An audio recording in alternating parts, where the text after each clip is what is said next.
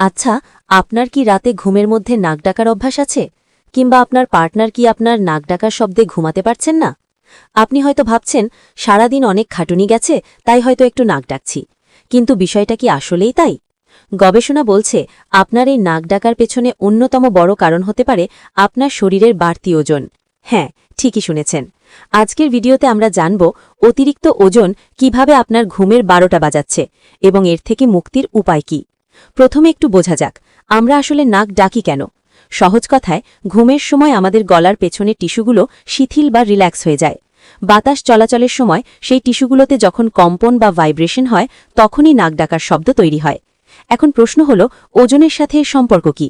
দেখুন, আমাদের ওজন বাড়লে চর্বি কিন্তু শুধু পেটে জমে না, চর্বি জমে আমাদের গলার চারপাশেও। যখন আপনি চিত হয়ে ঘুমান, তখন গলার এই অতিরিক্ত চর্বি বা মেদ আপনার শ্বাসনালীর ওপর চাপ দেয়।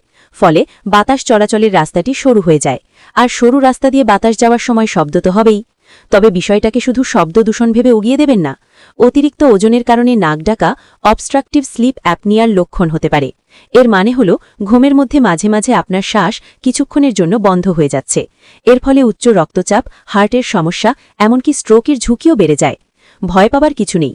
সুখবর হল, এই সমস্যার সমাধান আপনার হাতেই।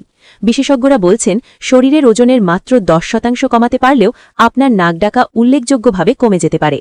তাই আজ থেকেই 3টি নিয়ম মেনে চলুন। 1. স্বাস্থ্যকর ডায়েট এবং নিয়মিত হাঁটাচলা করে ওজন নিয়ন্ত্রণে আনুন।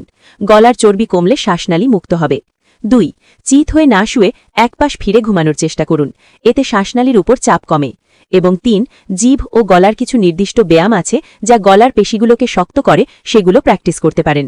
মনে রাখবেন, শান্তিতে ঘুমানো আপনার এবং আপনার পরিবারের জন্য খুবই জরুরি।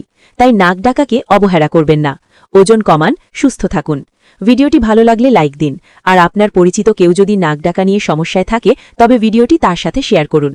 আমাদের চ্যানেলে সাবস্ক্রাইব করতে ভুলবেন না। দেখা হবে পরের ভিডিওতে। ভালো থাকুন।